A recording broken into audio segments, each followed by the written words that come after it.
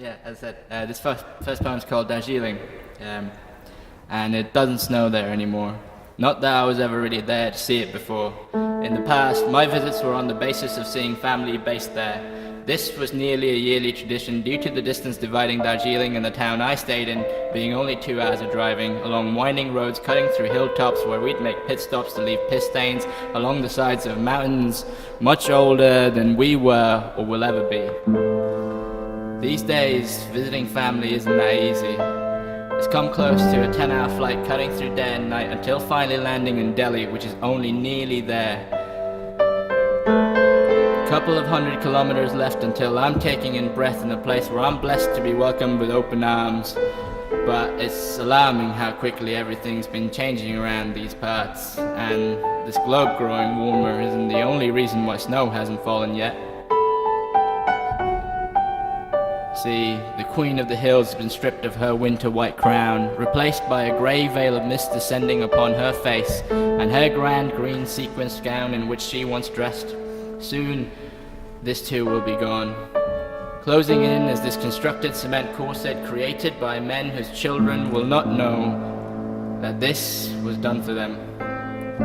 They will not know the forest, the many hidden paths where mysteries linger and stories lurk. But there are still some who remember, and within their memories lives on the histories of better and bitter families much like mine. See, I'll be the first to admit that I haven't had the best of one, but along the way we've had some good times.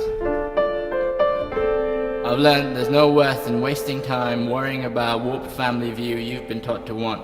It's about taking the individual pieces you've been given and putting them together. Along the way, you will lose some. A few will hurt, others not so much. The variables will be unstable and inconsistent, so keep the constants close to heart.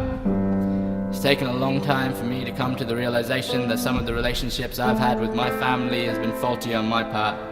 When I was younger, I didn't have the patience to pay attention to my grandmother, so when I met her in the summer of 2014, after 5 years, I felt that I'd done wrong by her. See, I wished I'd been better, because now she seems smaller. But I'm told that I've grown since we last saw each other, which makes her the constant, and I, inconsistent, unstable, a variable. But by the virtue of my own nature, I'm also very able to change.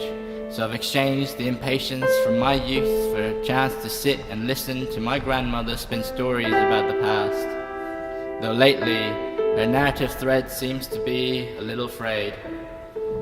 But my mother, her brothers and sisters, they help weave together the loose strands to stitch the tapestry of our shared history, within which still lives on a memory of snow falling in Darjeeling.